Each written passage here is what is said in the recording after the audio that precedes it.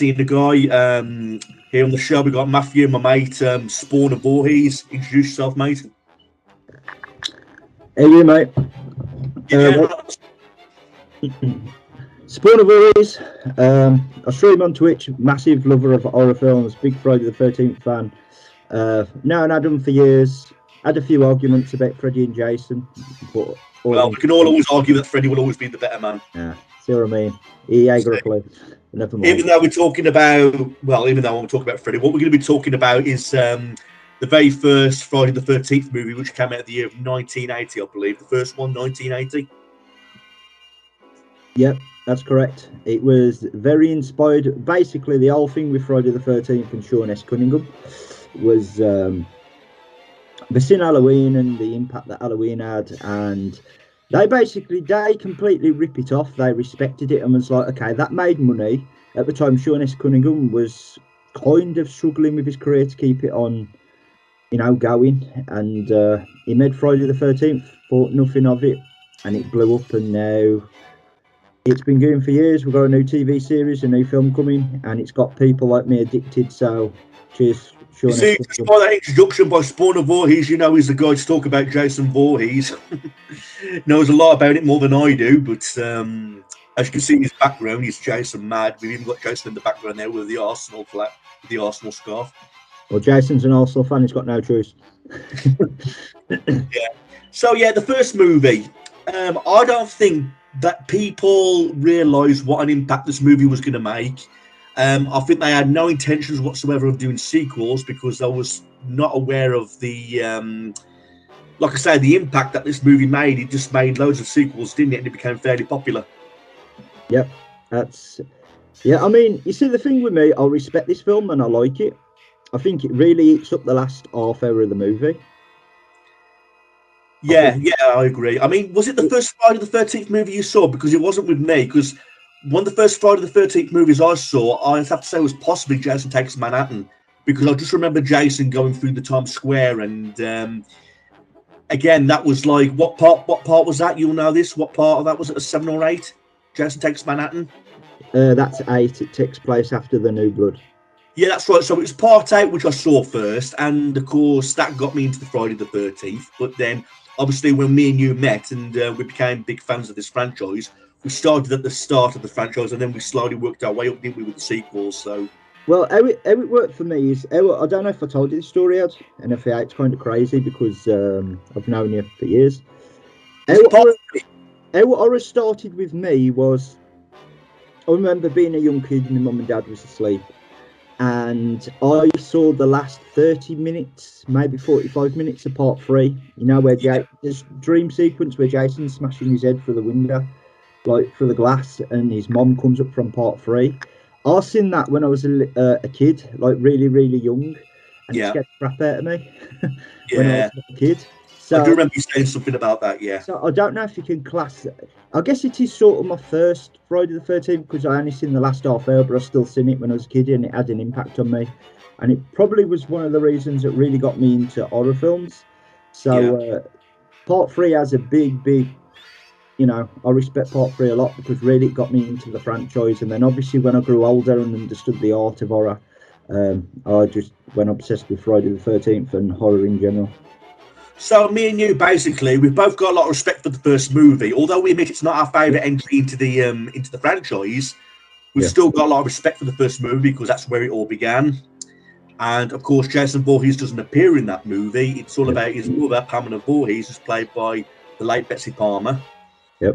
And of course, we had a lot of other young stars in this movie as well, including Kevin Bacon. Yep. Who else do we have starring in this movie as one of the campers? Adrian. Yeah, that's right. We had Adrian King, I believe. Yep. Yeah, we had a lot of young stars in this movie. And the plot of this movie is just like basically really, really simple, isn't it? I mean, that was the great thing about the horror movies that came out in the 1980s. There were so simple concepts about this one, for example, campers going to Camp Crystal Lake. There's going to be a question about who the killer is going to be. You have to work it out as the film's going along. We learn that these campers are around the campfire. One of them tells a story about how the camp is cursed by this boy by the name of Jason Voorhees who drowned. He was deformed, and his mother was the cook at the camp, and she blames the counsellors for Jason's death because they weren't watching him when he got pushed into the lake. Yep. So it was like a simple concept. I mean, just like a little concept like that, just blew up into one big, massive franchise, didn't it? Well, yeah, it did. Like I say, with Sean S. Cunningham, when he was making this film, it was basically, he's seen Halloween, it blew him away. He's seen how much money that could make, and obviously that's their careers, they need to make money, especially back in them days. It was a lot harder, and this kept him going, and he just thought he was hoping just to put some money on the table for his family, but it completely changed his life and changed his career. And now he's look at him now, man. You know, we've got a new Friday the 13th film coming out, a new TV series. Look how long it's gone on. The last film that came out was 2009. So I know we're in 2023 now, and like I said, this movie came in the year of 1980. And since that year, look what we've come against. We've come against sequels. We've come across a crossover, TV series, fan films. So I look at the cult following. Yeah, that's what I mean. It's look, your horror icons. I know we're talking about Friday the 13th today, but your Jason Voorhees, your Michael Myers, your Freddy Kruegers, they're as big as Santa Claus these days. Do you get what I mean? Even people that don't like horror films go, oh yeah, Jason, the hockey mask, you know, and same with Freddy, the guy with the gloves. So yeah, it's completely blew up, and you know, I'm all for it. I admit I'm one of these. I've said it to you before. When I'm in my 80s, I want it to go up to Friday the 13th part 80. I'll take it. yeah, but like I said, the first movie where it all began, I mean, when you watch this movie for the first time, I mean, obviously we knew that Jason was going to be like the future killer and all that because we saw the later entries, but the first one's about his mother. She doesn't really get introduced till like the last half hour of the movie, I believe. Yeah, and I mean, between she appears, you're thinking to yourself, who is the killer? I mean, you'd think it'd be one of the campers, wouldn't you? Yeah, you would. It is a good. When you watch this film and you know who it is, it sort of takes away that magic that it had. But it was one of the first whodunits, really, if you think about it. Yeah. Not the one, because it was done before, but one that really blew up was Friday the 13th, because nobody knew who it was. And yeah, Pamela Voorhees, Betsy really brought that character to life, and I thought she was fantastic. She did a good job of being normal and being insane at the same time. Yeah, just psychotic, but people sort of identified with her as well. If you really look into it and you hear the stories, like, you know, when she was alive, rest in peace, by the way. She said that people come up to her and really touched by this is because she was left tormented after the loss of Jason, so it's going to send you insane. And when you got people that keep coming on there, it's always memories, because they was off doing stuff they shouldn't be, and they should have been looking after Jason, but Jason drowned because people wasn't doing what they're supposed to be doing. yeah, and it was her doing all the killings. Yeah, you know what I mean? And a lot of people do take the piss out of this because they're saying Bessie Palmer's a middle-aged old lady. Did she really do all these killings? I mean, I don't think about that stuff. I mean, I just sit back, enjoy the film. Yeah. But a lot of people are going to come on saying, well, how did this happen? How did that happen? Was Betsy Palmer, did she really have the strength to lift that guy up and place him on the anklers? Did she really have like the wrestler's strength to fucking hold Kevin Bacon on the bed and then put an arrow through his throat? I mean, did an old lady cause all this chaos? I mean, I'm like you, I like to sit back, but I guess when you watch all the Friday the 13th films, there is a question of, was Jason there and she didn't know? Because we don't even get the full story of Jason yet. I mean, maybe they'll do that in the TV series because it's going back to Jason and the past. Don't forget, we've never seen Jason's dad even. Oh, no, that remains a mystery. Did Jason have a father, or was Betsy Palmer a single mother? So the whole thing, like, we never even know, because they said the curse of Crystal Lake. We don't know what the curse is. We don't know how Jason lived and what was going on. So I've heard some people talk, was Jason in the movie? And we just don't know. It's a lot of speculation, obviously. But if you do sit back and you look at what Betsy does in the film, it does make you think, well, would an old lady be able to do that? Did something happen to her? Was the curse of Crystal Lake with her as well? Like, it's just questions we'll never know. maybe it'll get answered in the TV series, which is why I'm excited for it. Yeah, perhaps. I mean, what's your opinion on the effects of this movie? Considering this movie came out of the year of 1980, I think the effects were pretty impressive with this. It's when you watch it, a lot of the stuff that they're doing felt real. Yeah, I mean, it's my favourite killing where Kevin Bacon's on the bed and the arrow goes through his throat. That's my favourite killing from this movie. I mean, we get the obvious ones like the hitchhiker having his throat slashed, the person being shoved on to the anklers and all that kind of stuff, the spears, like. Yeah. And I mean, what's your favourite kill in this movie? God, that's hard.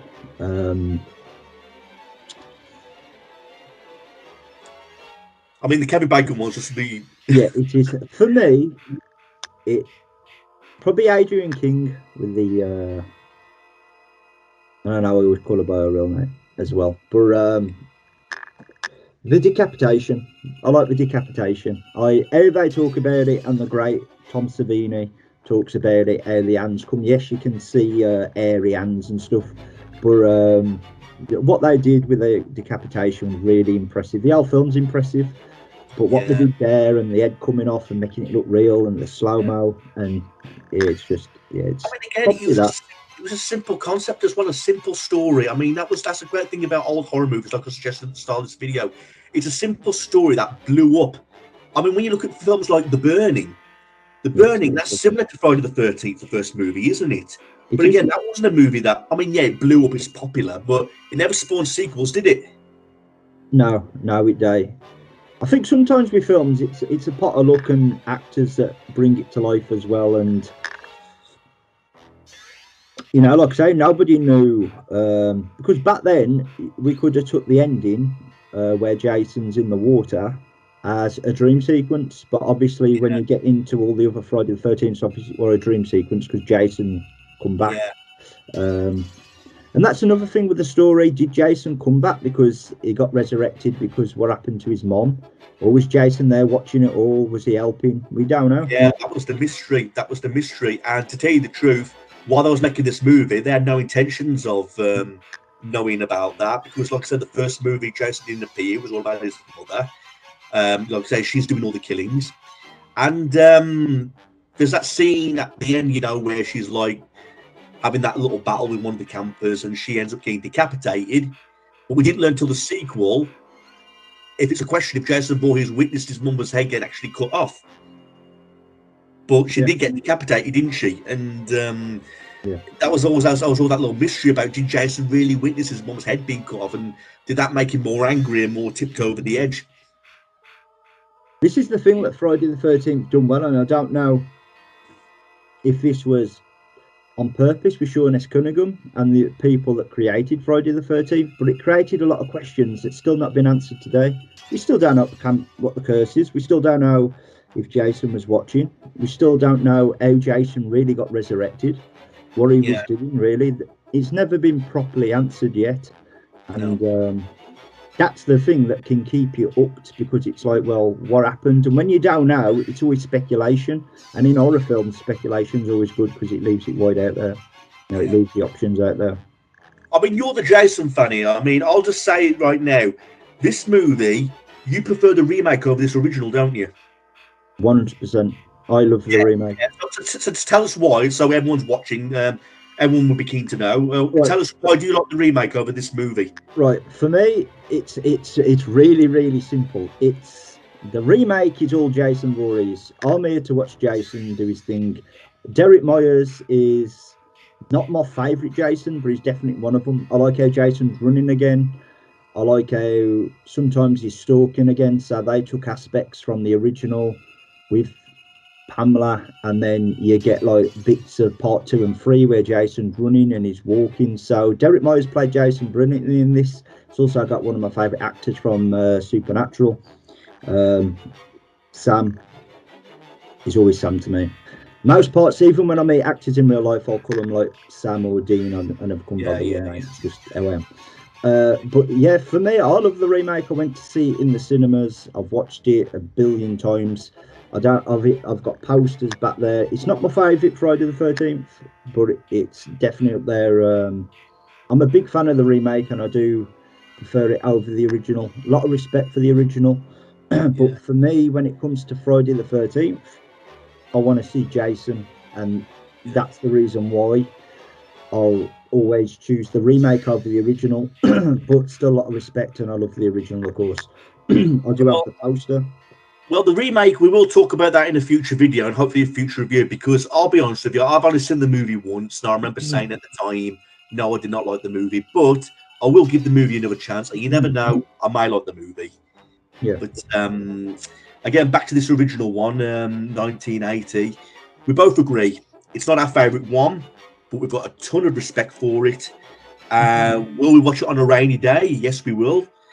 Everyone did a good job acting wise, and who could forget the famous music that like the famous little song. I mean, is that Jason talking to his mother in his head, saying "Kill her, mommy, kill her, mommy"? No idea. Well, that's where they got psychotic symptoms. Well, that's where they got it all from, because where she's going, kill her, mommy, they was like, oh my god, and he echoed it in, and then it just went, mama.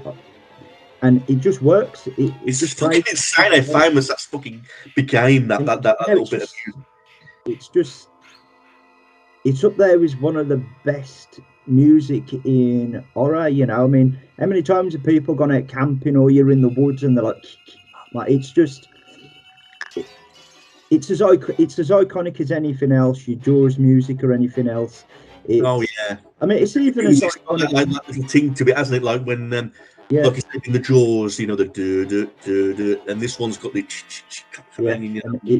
it just become iconic. Like I say, you think of music, it's up there with your Jaws. You can even go to the Batmans. It's just an iconic piece of music, and it's just got created through Pamela going, "Kill her, mommy," and it just it's amazing. But no doubt when people saw this movie, they pissed themselves. I mean, they were obviously frightened, but they obviously took a really good take into this movie, and they were like, we want to see another one, there's so many questions unanswered. Is Jason alive? I mean, and that's when number 2 came about, you know what I mean? And we will talk about number 2 in a future video, but again, overall good movie. I've got no complaints. I mean, have you got any complaints about the first movie? Anything you disagree with? Anything you want to point out? No, it's a solid horror film. I think if it was a standalone horror film, it's still brilliant, but it's iconic because it spawned, whether you love the Friday the 13th franchise or not, whether you like some of the movies, dislike them, it spawned an icon that nobody expected. And with Jason Voorhees and the Friday the 13th franchise, it all began. Without the original, none of this would be here. So for me, I'm really grateful that it happened. I love Sean S. Cunningham. Me too. I'm really happy that it come about, because as you noted, it's kind of obvious. Friday the 13th fanatic, I've got Jason on my arm as well. Yeah, but this guy's the best. Nah, it is wrong. I'm sure people agree. I've got Jason. I'm even wearing Jason jeans. I've got Friday the 13th. Yeah, we know what you're like. I've had loads of guests on this show, and it's been a strange show at times, but we're fucking topping it today. Yeah. This guy, I've known him for a long time, everybody, and I'm a big Jason fan, and I've never known anybody love Jason as much as this guy. But there you go.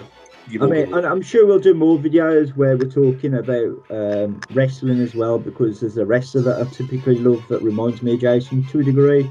Oh yeah, we know. We'll talk about all them as separate videos, dude. Again, we're just coming to the end of this video now, everybody. We basically covered the topics of the 1980 first movie of Friday the 13th. Again, just overall review before we end it. We're just going to say we both loved the movie, both got a lot of respect for it. Matt likes the remake over the original.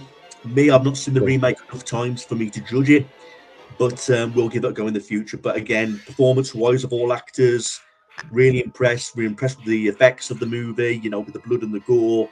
Really impressive for a 1980s movie, and like I say, got a ton of respect for it. Give me 5 minutes. No, I'm going to put it in. Yeah, just put it on there then. Yeah, it'll be fine. Yeah, interruption. Yeah. So yeah, we'll send it there. So thanks for watching this, everybody. And like I say, I'll leave Matt's YouTube channel in the description also. So if you want to subscribe to him and check out his videos, I'll do that also. Thanks for watching this, and thanks for being a part of the show, Matt. And speak to you another day. Yeah, I appreciate it, man. And cheers for watching. Yeah. Catch you later. Peace. Catch you later.